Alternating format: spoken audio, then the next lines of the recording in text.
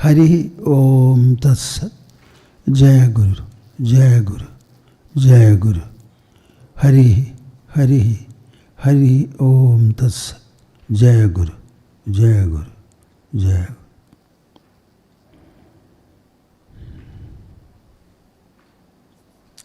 Shuddho Buddho Vimukta Shruti Shikara Giram Mukhyatat Parya Bhumi Yasmad Jatam Samastam Jagadidam Amrtat Vyapya Sarvam Sthidoya Yasyam Sham Shavatarai Suranaravanajairakshidam Sarvametat Tam Bhumanam Mukundam Hridigatam Amalam Krishnameva Prapadye Tam Bhumanam Mukundam Hridigatam Amalam Krishnameva Prapadye Madhya Hridaya Kashe Sadanandamayo Guru Udetu Satatam Samyak Swatmananda Prabodhaga. Hari, Hari, Hari Om Tatsat. Jaya Guru, Jaya Guru.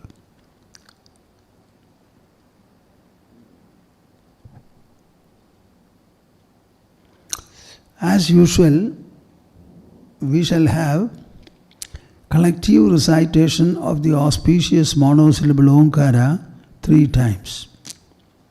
Remember, every one of you while reciting must have a clear sankalpa, a deliberate thought in your mind that this collective recitation should spread upon the whole of the earth, showering its benedictions on all the creatures thriving on our planet.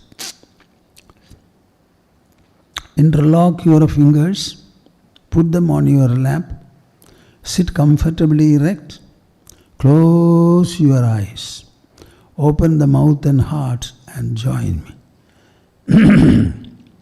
Use the full throat and voice.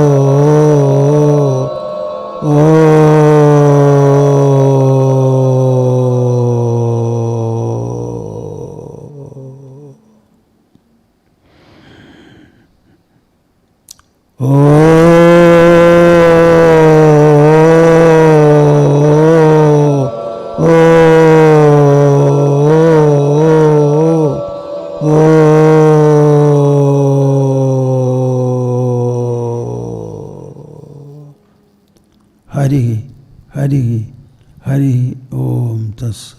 Jaya Guru, Jaya Guru. Now, this usual chanting before the commencement of the talk. Karpanya dosho bhagata svabhavaha. Karpanya dosho bhagata svabhavaha. Pritchami tvam.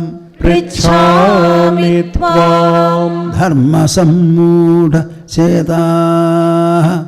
Dharma sammudha chetaha. Yachreyasya. Yachreyasya. Nishchitam bruhitanme.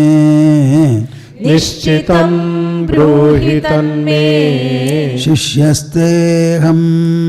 Shishyasteham. Shadhimam. Shadhimam. Tvam prapannam. Tvam prapannam. Shishyasteham. शिष्यस्तेऽहं शाधिमां शाधिमां त्वां प्रपन्नम् त्वां प्रपन्नम्.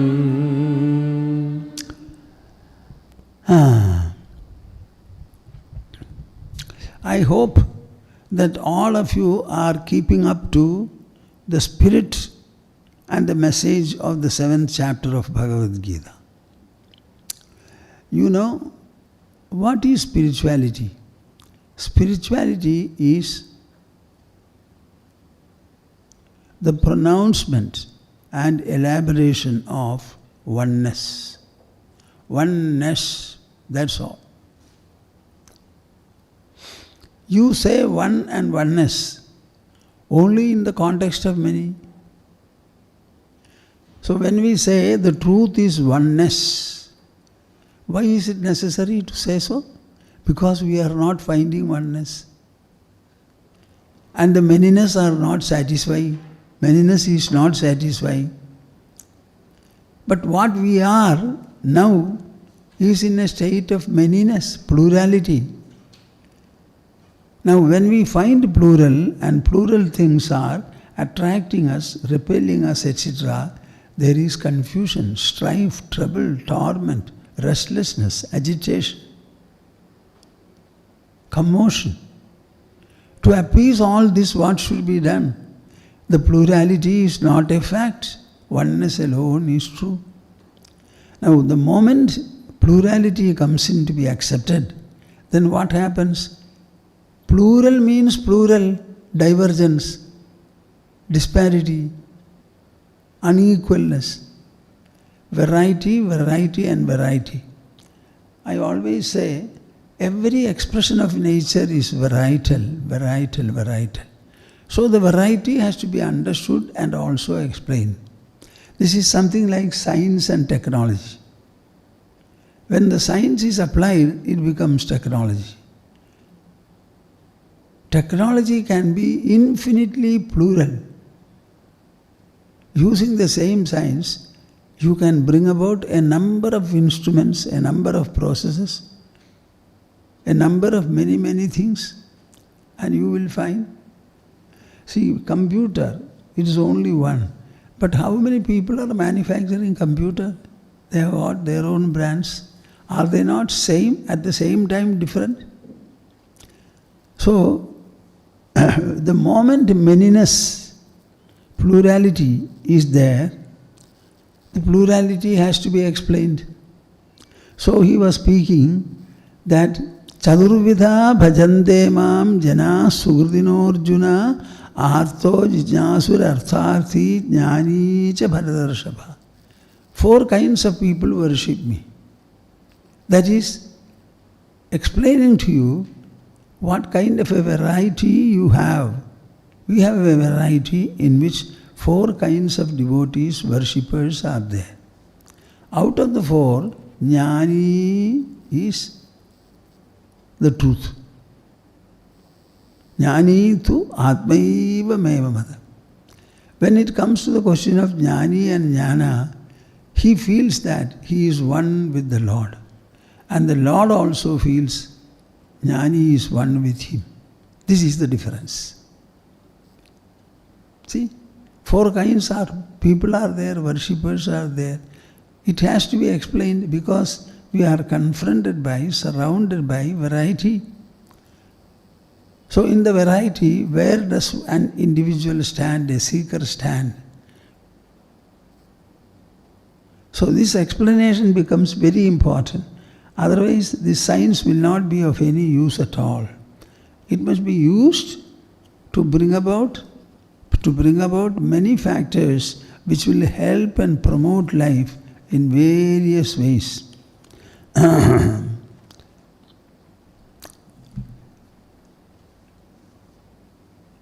Jnani is my own self, I am myself, he says.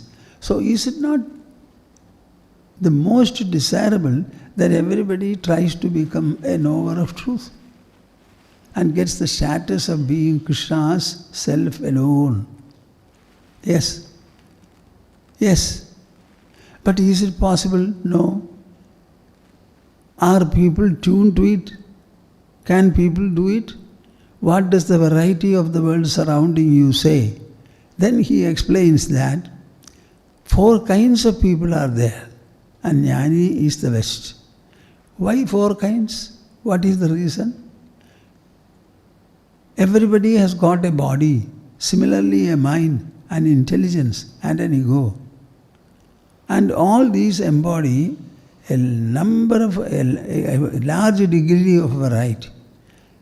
That varietal expression cannot be avoided.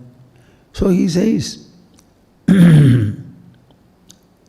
why is it that people are not taking to the supreme note of worship as the Jnani does? Why? What is the reason? The reason is very simple. Everybody's constitution is such that it does not allow it, prompt or persuade it, inspire it. So we have a body, we have not made the body. Similarly, we have a mind. We are not the architects of our mind. We can be, that is a different matter. So we have a certain body, a certain mind, a certain intelligence and a certain ego. Now all these are the ones with which we have to achieve whatever we want. So when we proceed to make an effort, you will find this variety surrounds us. Everybody is entrapped by desires and greed. Every mind is entrapped by desires and greed. The desire and greed, it is something like smoke and fire. Fire is actually hot, and it is in the flame of a beautiful flame. But do you have fire without smoke? Smoke is there, especially when you burn firewood. Depending upon the oil content or moisture in the firewood, the flame will be different, smoke also will be of different degrees. And without a medium, fire will not be available for us to use. So in the very use of fire, you will find we are confronted by smoke. This plight is already there. Which plight? We are surrounded by, or we are penetrated by desire, greed, and so many other emotional conflicts. This is what we already have as an inborn plight. Now, if you have discretion and discrimination, what you should do is use them. Never question other matters. Simply be concerned. I have the discretion, I have the discrimination, therefore, I will do what I want. I am not going to justify my greed, justify my desire. Desire and greed are bad. They create problems. So I will simply dispose them off, dispense with them. Now to say this, to feel this, and to strive for this, we have the freedom, might, potential, scope and possibility.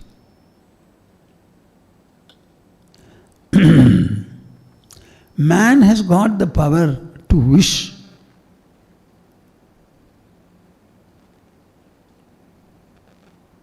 He can decide what he wants to be. That is inherent in the human. We should understand it and make use of this potential. Joy is in self-effort and its success. You have joy when you are able to make effort. And when the effort is successful, your joy is enhanced considerably. Now, either you are born ignorant and you will have to work for wisdom, or it can be the other way. You are born wise, then you will have to work for ignorance. Which is better, you tell me? So we are all born ignorant, and we are trying to remove our ignorance and become wise. And the whole opportunity is there for you.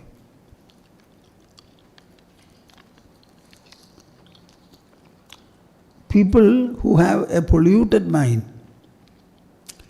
A mind that is given to plural aspirations, etc., what do? Kamaistaistair hridajnanaha prapadyante anya devataha tam niyamamasthaya pragatya niyata svaya. Krishna is explaining the plight of the humankind. Recite it. Kamaistaistairhritajnanaha Kamaistaistairhritajnanaha Prapadyante nyadevataha Prapadyante nyadevataha Tam niyamamasthaya Tam niyamamasthaya Prakritya niyata svaya. Prakritya niyata svaya. See, Krishna is explaining how the variety works. Everywhere in the expression of nature, you will find ample variety. Anywhere and everywhere. There are different kinds of flowers. Some are with smell, others are not. We have so many objects to be worshipped. Brahma, Vishnu, Maheshwara, they are the Trinity. Vishnu and Shiva are very popular. Brahma, we have already been created by him, and his job is only creation. Because we are created, we have hardly anything to do with Brahma. So there is no temple at all except one for Brahma in the whole of the great country of Bharat. Our concern is to live well. So we are interested in Mahavishnu, who has the portfolio, sustain the universe. Then Shiva we are afraid of, because he is in charge of destruction. So destruction we don't want. So we will propitiate Shiva to avoid destruction, and we will propitiate Mahavishnu for living comfortably and prosperously. How many temples are there? And then, in addition to Vishnu and Shiva, we have so many other subsidiary deities, Devatas, etc. Sometimes for stars also we have temples. And then each deity is associated with a certain property, aptitude, proclivity, susceptibility, and all that. So people pick up one or the other, depending upon what tendency do they have and what objective they foster. So he says, Kamaistair hridajnana. Will you listen to it very carefully?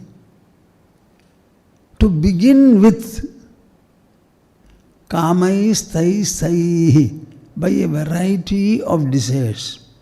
Hridajnana, our knowledge, it is being robbed by desires. So the desires dominate over the mind. They also dominate over the intelligence which produces knowledge. Prapadyante anya devataha. And then so many devatas are spoken. Undergo an austerity, a particular vow or a discipline. Sometimes they say 1 week or 21 days or 41 days. Then at the end of it, you will get what you want, it is this. So it is a short-term worship. Somehow you can discipline yourself and observe the disciplined ways for a period of 1 week or 10 days or even 21 days. After that you can be what you want. Before that also you were what you were. So it is a short-term arrangement. So people find a lot of appeal. Prapadyante anya devataha. Suppose you start worshipping Krishna. He has spoken quite much. Bhagavad Gita is his message.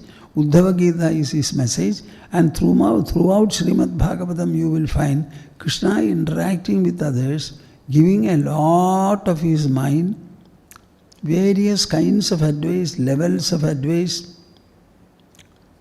So the other devatas are not like that. So they find the other devatas are easier to worship, and the time lag or time required is also short. Pravadyante anya devataha tam nimamaasthaya. And each devata has got a particular disciplined way. Prakritya niyata swaya. In worshipping in this manner, please borrow ears and listen to me.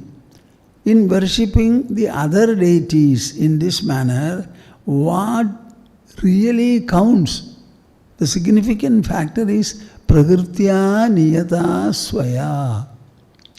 They are led by their own proclivity, their own tendency, their own greed, their own possessiveness, their own ambition. I want this. Which deity will respond to me? I cannot spend too much time or throughout the year, no.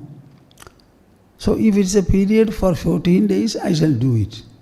In this way they approach Prakritya niyata swaya. What they are doing is not right, is not the best. I know it. But still they are worshippers. I am not going to dominate myself over others.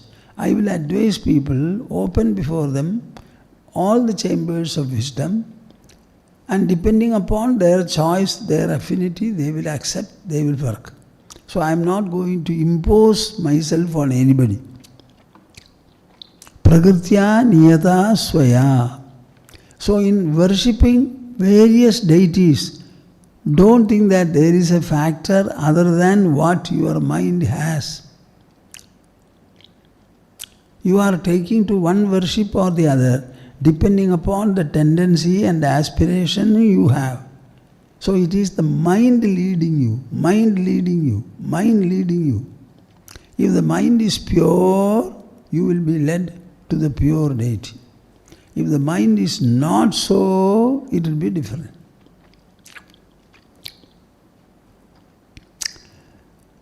This variety being indispensable, it is a characteristic of the society, of the human mind.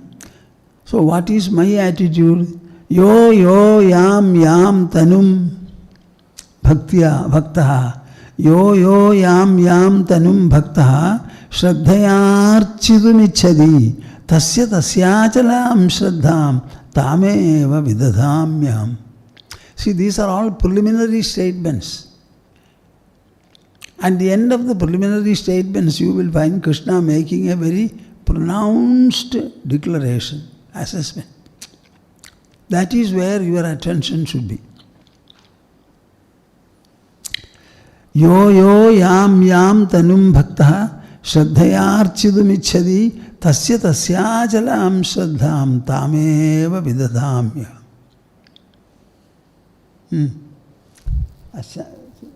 Is right? Yo yam tanum bhaktaha Yo yam tanum bhaktaha shraddhayarchitumichhati. Louder. Shraddhayarchitumichhati tasyachalam shraddham tasyachalam shraddham tameva vidadhamyaham. Tameva vidadhamyaham. See Krishna saying, he himself said, there are 4 categories of worshippers. Artha, Jijnasu, Arthati and Jnani. And Jnani is the best. He is my very self. And for him I am the dearest. For me he is the dearest.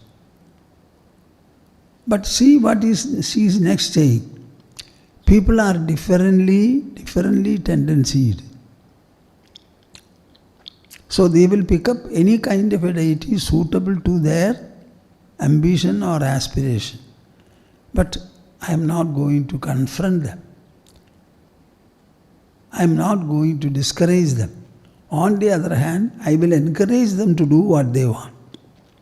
Yo yam tanum bhaktaha shraddhaya archidum ichchadi.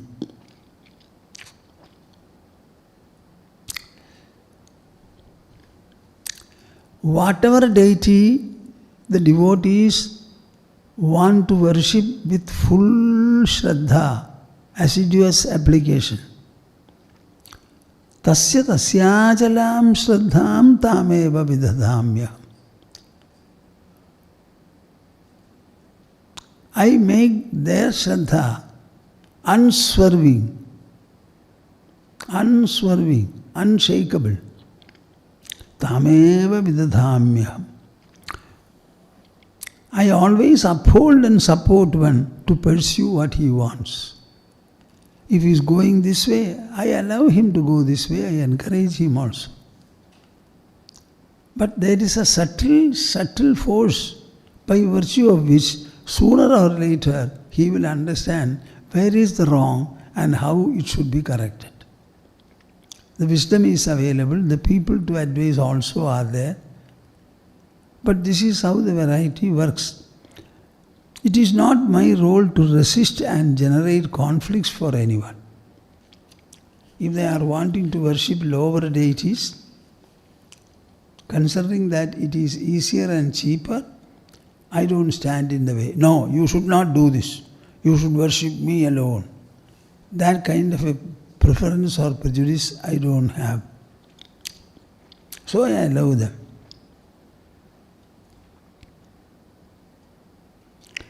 I make their devotion unswerving and help them to progress through whatever they believe in and whatever they practice. Sadaya shraddhaya yuktaha tasyaradhanamihate labhade cha tadah kaman mayaiva vihitan hitan. See, you should read it very carefully. It is an analysis. It is all preliminary, tentative. Sataya shraddhaya yuktaha. Sataya shraddhaya yuktaha. Sataya shraddhaya yuktaha. Tasyaradhanamihate. Tasyaradhanamihate. Labhate cha tatah kaman. Labhate cha tatah kaman. Mayaiva vihitan hitan. Mayaiva vihitan hitan. Selfish devotees, they are also devotees. And as devotees, they are dear to me. I embrace all of them alike. Their selfishness will make them suffer. And they will understand what is the wrong. Humanity is supposed to be working on intelligence. That intelligence everyone has, but they don't use it properly. The intelligence should generate knowledge in any area or all areas of life. And that knowledge should be infused into the mind, and the mind should heed it. And such a mind guided by intelligence should be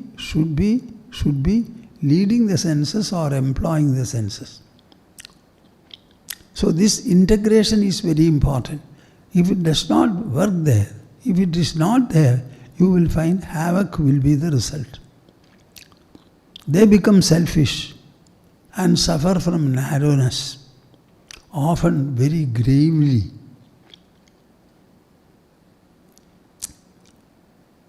How do they end up?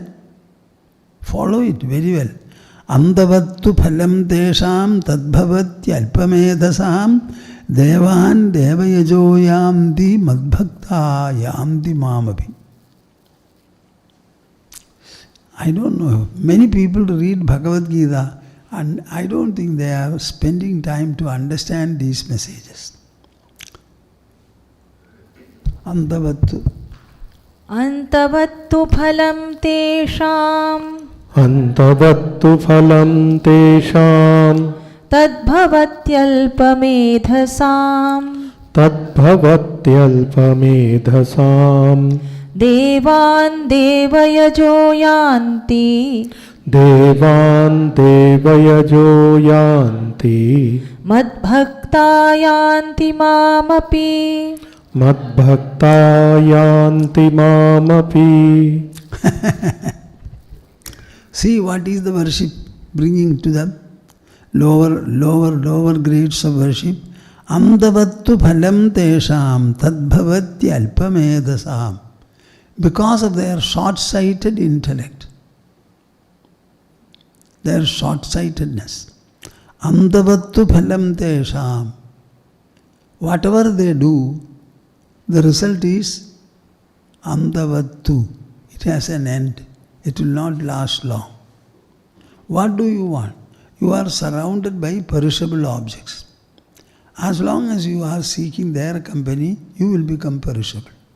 You are already perishable because of the body. Perishability will only get multiplied. If you want to have something imperishable, then the solution is not the company of objects.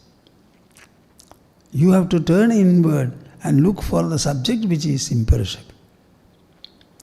So, andavattu phalam tesham tadbhavati alpamedasam. Because they don't employ their intelligence in full measure, analyze matters before taking up what kind of a devotional pursuit they should take up, adopt.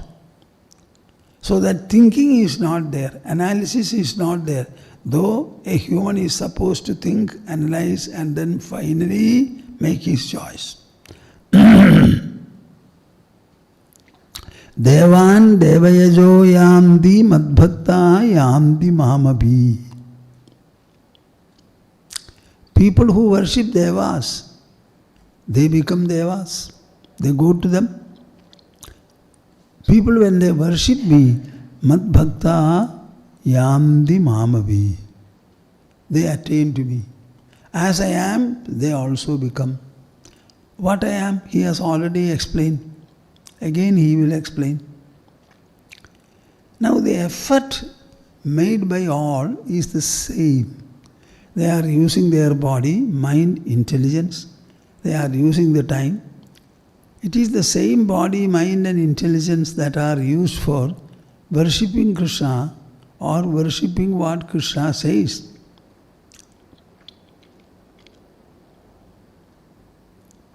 It is the same person who practices over the same period of time. So the effort is the same for all, but the options are different, choices are different. So finally, where does it come to? It comes to the sole effort is based upon the quality of your mind and intelligence. If you are deluded, that will govern your devotional effort. If you are discreet, discretion will grace your effort. Madbhakta yanti mamapi. Remember that Gita is a moksha shastra as it is a karma shastra. It makes you achieve moksha, liberation, inner freedom, while given to activity. Remain active in the world. As long as you live, you have to be active. Nobody can shun activity in the world at all. So be active. In and through the activity, you achieve what you want, namely moksha, liberation. It is a shastra, it has got the status of a shastra. True that it was a sudden dialogue that Krishna had with Arjuna. In spite of being suddenly occasion, when Krishna began to speak and Arjuna began to hear, Arjuna's reception became more and more graceful, more and more comprehensive, more and more subtle, more and more refined, more and more promotional, expansive. So the conversation became very, very, very lofty. It covered all aspects of human life. It analyzed the human personality in full, particularly the mind, intelligence and ego, the actions that human beings are doing. All these are analyzed in the following chapters. So it is a beautiful Shastra. So it should be enlightening the people. All that man needs is knowledge. When he is told what is what, where is it, that knowledge will make him search for it, achieve it. So man requires only knowledge, nothing else. No other persuasion is necessary. Gita should enlighten man about what? About the human personality, the world that is surrounding this personality, and the art and science of interacting with the world. If these three are completely covered in all their fullness, I don't think we require any further knowledge or information. Understand your personality. In which academic center is a study of the human personality offered? I am not speaking about the body. The body is a material mass. It cannot produce any experience or knowledge. It is inert to the core. It is a dead body actually. This body is animated and activated by the inner personality, the mind, intelligence and ego. Let us take the mind. All experience belongs to the mind. All knowledge belongs to the intelligence. The body is simply inert. It is like a walking stick which you use. It is inert. But you use the walking stick in such a manner that you are able to walk with stability. In the same manner, the body is animated and activated by the mind. The activating and animating mind is the important factor, but nobody understands it or cares to know about it.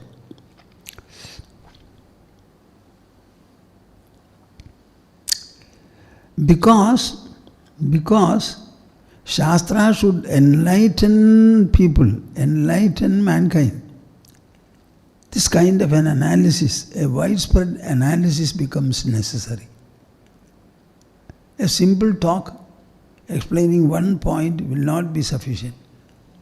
For a Shastra to be so, it has to deal with the entire creation. The first factor is one's own personality. The second is the world surrounding you. And the third is the science and art of interacting with the world. This is where Bhagavad Gita excels. That interactional sadhana is presented by Bhagavad Gita so very well. Everywhere.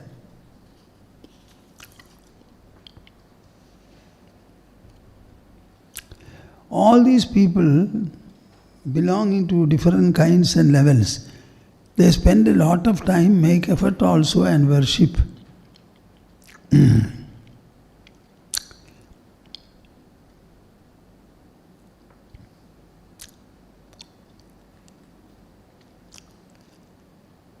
You know,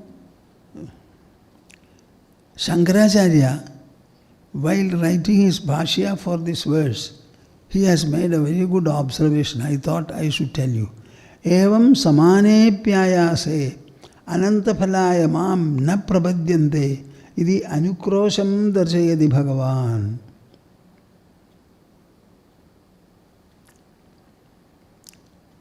Will you be sharp enough, attentive enough to understand what I say? Evam, in this manner. In which manner? We are doing the worship. our mind, our intelligence, our body are involved in the worship. And we employ a certain time measure for it. Maybe use some materials and have some discipline. But all these are focused on your personality. That personality is an important factor there, particularly the mind and intelligence. So you apply the mind, apply the intelligence. So the effort for all the different kinds of worship is the same. The effort. Evam samane pyayase. Though the striving, the effort, the perseverance is the same. Ananta phalaya mam na prapadyante. Using the same time and the same effort, if they can pin their objective as attaining me, the whole difference. The difference is very great. The effort for worshipping the lower deities and the effort for worshipping the Supreme, the same.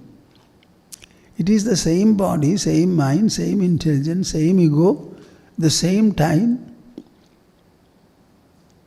But what are people doing because of their delusion? Evam samane pyayase ananta phalaya mam na prapadyante. For getting an infinite result, infinite outcome. People are not worshipping me. Iti anukrosham darshayati Bhagavan. So Krishna is showing sympathy to the short-sighted worshippers. Arey, the same time and the same effort. You think that I want the Supreme. What prevents you from saying this? So with all your effort, with all your exertion, with all the time that you have spent, you are getting a transitory result from the other forms of worship. Here you are getting the imperishable self itself. Krishna is showing extreme concern, concernful sympathy for them. By worshipping the Supreme, what is that? You know, Srimad Bhagavata is a comprehensive text on the subject of devotion. Devotion, if it discusses, it has to discuss devotee. If devotion and devotee are discussed, then the discussion has to extend to God also. Thus you will find in Srimad Bhagavatam every aspect of devotion discussed, every aspect of the devotee discussed, and all aspects of God also are discussed.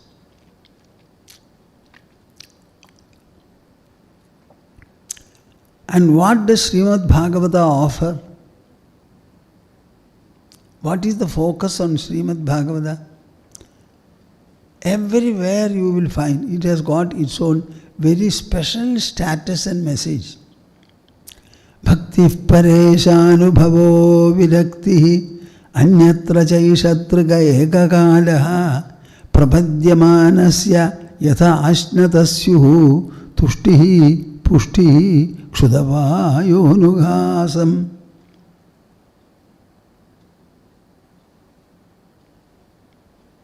My dear souls, will you listen to me carefully?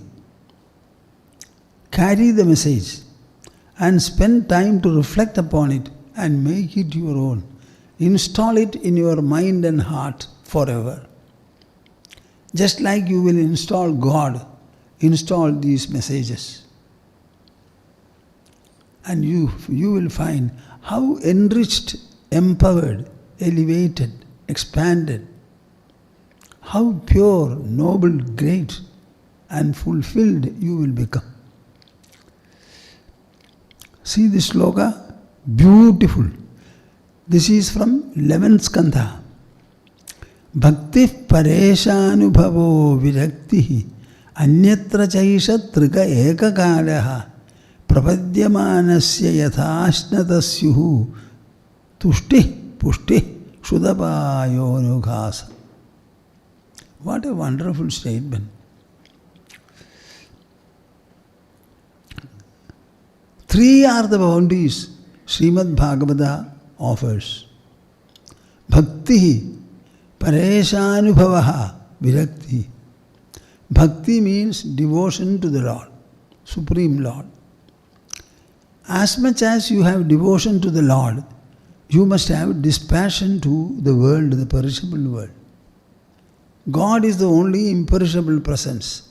To be devoted to God is your concern, your objective, your desire, your aspiration is for getting the imperishable. If imperishable is thus your aim, can you indulge in the perishable associations? No. So as much devotion you have towards the Lord, equal measure of dispassion you must have to the perishable world. How to generate that dispassion? Srimad Bhagavata does it. By its narration. So many instances are presented. So many historical events are presented. History of what? History of human beings. History of humans. Humans. In the world, everything is repeating. Don't think that you are a new person in this world. Long history of the world. As the world is now, it must have been several times earlier. Because time has got a cyclic measure. Bhakti, pareshanubhavo virakti. When you have bhakti, devotion to the Lord, fondness for the Lord, and disfondness for the world, pareshanubhavaha, instantly you will have the experience of God. Bhakti to God alone will not be sufficient. Equally, you must have dispassion to the perishable world.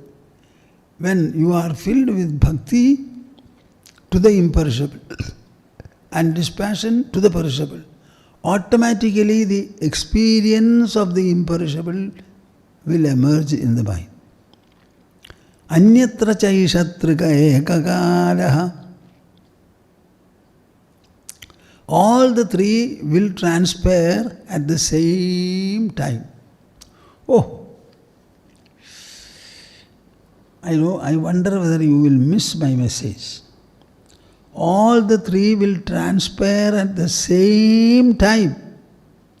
It is not that you are devoted to God for 20 years. Then you get some dispassion. You have some God experience. No. Srimad Bhagavata generates devotion to the Lord, equally dispassion to the perishable world. It also instills and induces in you the experience of the Supreme Lord. And all the three at the same time, not one after the other. Provided you have prapadyamanasya yathashnatasyuhu. You should totally depend upon God for getting whatever you want. Prapadyamanasya. My dear God, I want to have devotion. And I seek it from you by your grace. So you must have a sense of surrender, a sense of attunement. Don't stand by any formality and don't wait for any opportune time. Tell God that this is what I want. Depend upon Him completely. Prapadyamanasya yatha ashnatasyu. All the three, bhakti, pareshanubhavaha, virakti. Devotion to the Supreme, dispassion to the world, and spiritual experience of the Supreme, all the three will be had at the same time, to the same measure. How is it possible? Yes. Tushtihi, pushtihi, kshudapayonughasam. You are hungry and you take food. With one mouthful, do you fill your belly? Certainly not. If you are eating with your hand, you will take several handfuls. With every handful of food, you eat, put it into the mouth and masticate it, chew it. Digestion starts from the mouth. So all the food items, especially vegetable pieces, etc., they have to be crushed within your mouth, mixed up with the saliva, and they should become a paste and go down by itself without your swallowing it. We have got 32 teeth, and you have to chew 1, 2, 3 like that, at least 32 times every mouthful. Let the whole food, enjoy the food. Taste is only in the mouth. If it goes down, no taste at all. So you enjoy the food when you keep it in the mouth. And how can you keep it? Go on chewing it. If necessary, count. Then it becomes a habit. 20, 25, 30, 32 times you should have. Every mouthful, you should chew it well. These are to be split into molecules. That is how absorption and assimilation take place. So if you put it fully, who will break it? The stomach and the digestive process will have arrangements for this, but not big pieces. You should crush. We have teeth only for this. So, tushtihi, pushtihi, kshudapayonughasam. With every mouthful, with every morsel, oh, it is very tasty food, very delicate. Tushti. Pushtihi, nourishment. With every mouthful, you get the nourishment. Kshudapayonughasam. Your hunger is appeased also. Hunger is not appeased with one mouthful, with several mouthfuls. But each mouthful appeases your hunger. It gives you contentment, the joy of the delicacy. Then pushti, it nourishes your body. So tushti, pushti, ksudapaya. Tushtihi, contentment from the taste. Then pushtihi, nourishment to the body. Ksudapaya, appeasement of hunger. All the three with every morsel of food. In the same manner, the author says, Vedavyasa says, Bhakti paresha anubhavo vidakti anyatra chaishatraga ekakalaha. Bhakti towards the Lord, dispassion towards the world, and godly experience directly in your heart, mind and intelligence. They occur at the same time, ekakalaha. Oh, this is such a wonderful revelation. Why don't you touch your devotion? Match your devotion to this specification. Bhakti paresha anubhavo virakti anyatra chaishatraga ekakalaha prapadyamanasya yatha ashnatasyu tushti pushti kshudapayonughasam. I am wondering whether you like this statement. I like this sloka so much, Baba. Taking a simple example from ordinary life, 3 or 4 times you eat a day. Please remember this.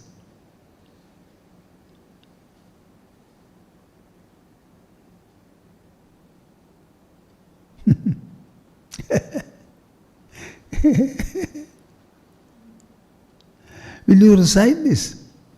I shall recite. Bhakti. Bhakti. Bhakti. Bhakti. Pareshanubhavo. Pareshanubhavo. Virakti. Virakti. Bhakti pareshanubhavo. Virakti. Bhakti pareshanubhavo virakti. Anyatra chaisha. Anyatra chaisha. Triga ekakalaha. Trika ekakalaha. Anyatra chaisha. Anyatra chaisha. Triga ekakalaha. Trika ekakalaha. Prapadyamanasya. Prapadyamanasya. Yathashnatasyuhu. Yathashnatasyuhu. Prapadyamanasya. Prapadyamanasya. Yathashnatasyuhu. Yathashnatasyuhu. Tushti. Tushti. Pushti. Pushti. Kshudapayonughasam. Shuddhapayonughasam. Tushti. Pushti. Tushti pushti. Kshudapayonughasam. Kshuddhapayonughasam. See, the greatest statement here is Trika ekakalaha. All the three at the same time you experience, you have, you gain. Now Krishna makes some personal observations. Avyaktam vyaktimapannam manyante mama buddhayaha param bhavamajananto mama vyayamanutamam. See, whatever Krishna says, don't think that it is about himself alone. What was Krishna? A son born to Devaki, but was carried to Vrindavan to become a child of Yashoda. But he was a child, a human child. And he grew. He learned in Sandivani's Padashala.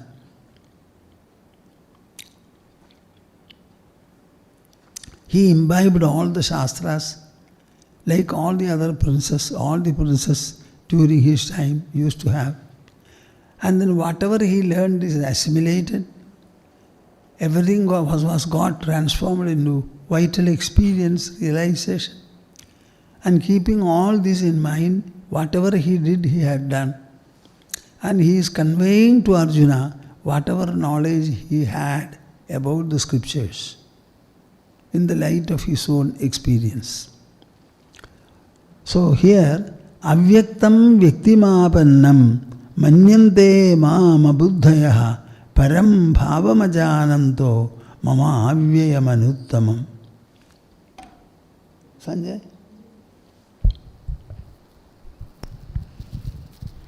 Avyaktam vyaktimapannam Avyaktam vyaktimapannam manyante mama buddhayaha Manyante mama buddhayaha param bhavamajananto Param bhavamajananto mama vyayamanutamam.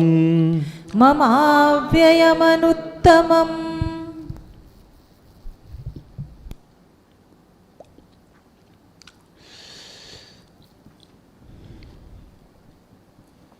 How to explain it?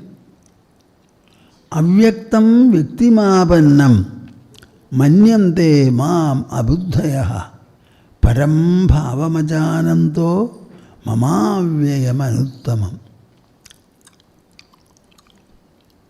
What is Krishna? He is a body, a human body. What has become the human body? I always say the body is a mass of matter. So do you mean to say a human is a mass of matter? His body is a mass of matter. How was the body formed or shaped? In the mother's womb. What was the power or process that governed the formation of the embryo and all that? After all, what is it?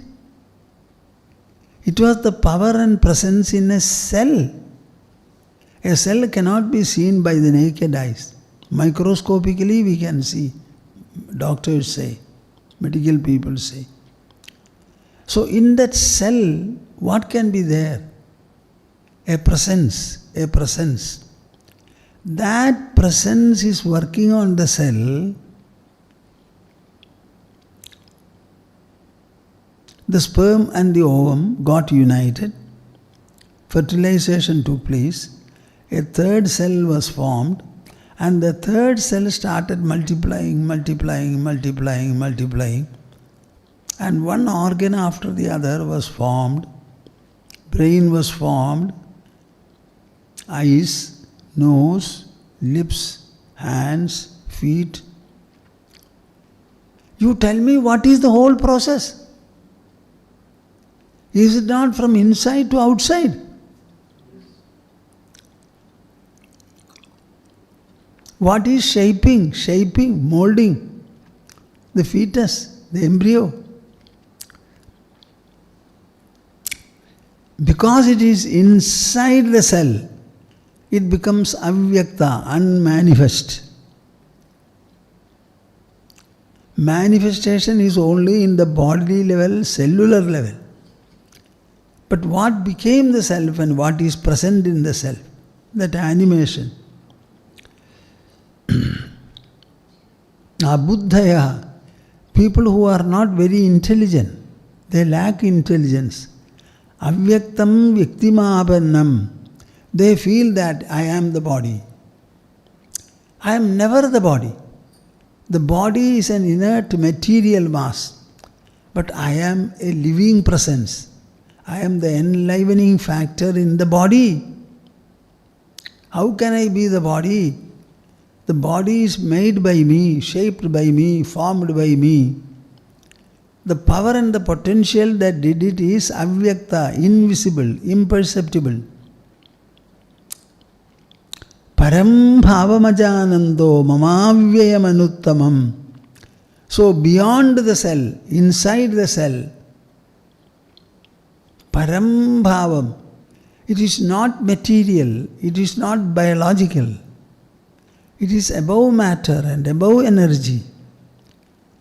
That is why you call it spiritual, to differentiate it from matter and materiality. Spiritual.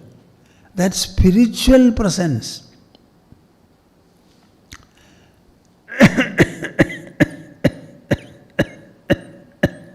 The spiritual presence in the cell, that is what made the body inside the mother's womb.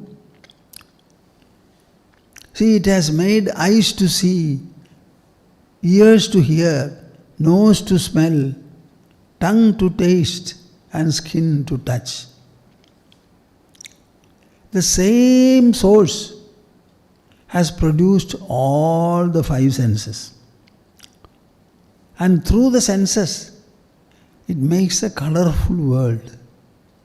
A colorful world, a variegated world. Do you think the objects have all these properties? Certainly not. Our senses make the world fivefold. Shabda, Sparsha, Rasa, Rupa, Gandha. These are what the senses contribute and make, not the objects. The objects are inert. They cannot produce anything. They cannot cause any experience at all. All the experiences and knowledge are subjective in character, inner in character. Avyaktam vyaktimapannam manyante mam abuddhayaha param bhavamajananto mamavyayam anuttamam. The entire universe itself has got shaped like this. Initially what was there? Nothing was there. There was no visibility at all. You can think of space. It is unlike fire, unlike water, unlike air, unlike earth. It is from that space all the five elements have been born. So is space as a nothing, or is it the source of the four? So as space it is indistinct, but as the other elements they become distinct. It is the avyakta, the indistinct, that has become the distinct world. Avyaktam vyaktimapannam manyante maam abuddhayaha param bhavamajananto. Having been born in a human body, they feel that I am the human, but I am not. The body is inert. It cannot be I. I is an experience, and that experience the body cannot generate. It cannot generate a knowledge. So where from this I experience comes? It is from a source different from the body, different from the body, different from the body. All the other things are limited. And this I source is unlimited. Param bhavamajanando mamavyayam. Within the body I carry the real Krishnatva. The Krishnatva is within the body. Param bhavam. And that is the supreme. It is inexhaustible, avyaya, anuttamam. It is super best. See, this is what every one of you can and should say. Don't think that you are this physical body made of matter, food alone. It is not at all. You are the inner presence that enlivens the body, animates the body, activates the body. See, we are using a bulb to have illumination. You fix the bulb, insert it, switch on. So what causes illumination is not the bulb. Bulb is a medium. The light is formed by electricity, electrical power circulating in the conductor. So this inner presence is the real source of everything.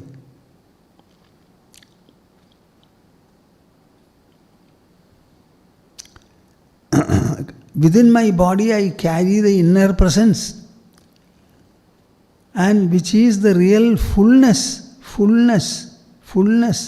abundance, and which gives rise to the ecstasy that a knower of truth feels and floats in. I think I should stop today. Avyaktam vyaktimapannam manyante maam abuddhaya param bhavamajananto mama avyayam. You know, these verses are very inspiring. Very inspiring. You are describing the human personality. Everyone who is a human, about him these statements can be made. These pronouncements are true. Krishna was one who realized it, and in the light of the realization, he was giving the message to Arjuna to make him also equally so. That is why at the end of 2 to 2.5 hours, Arjuna said, I have understood, I have assimilated, I have got my stability restored. I have no doubt, no fear, no delusion, no ignorance. I will take back my bow and arrow if you permit, Krishna, and I shall fight a score of Mahabharata wars if necessary. Just see, in the 2 hours of dialogue, Arjuna's transformation made him say this. Okay, we shall stop. Samvedya varjidamanuttamamegamadhyam samvidpadam vikalanam kalayan mahatman hridyeva tishtha kalanarahita kriyam tu kurvan agartrapadame Nitya Samodidashri Kurvan Agartrapadanetya Samodidashri. Hari Hari Hari Om Tat Sat.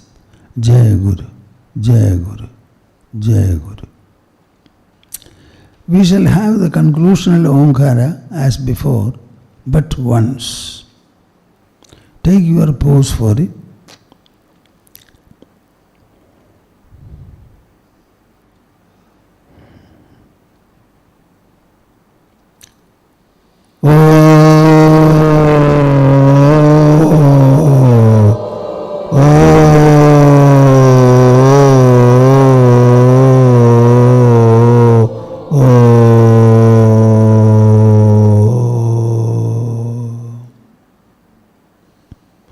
Hari Om Tat Sat. Jai Guru, Jai Guru, Jai Guru.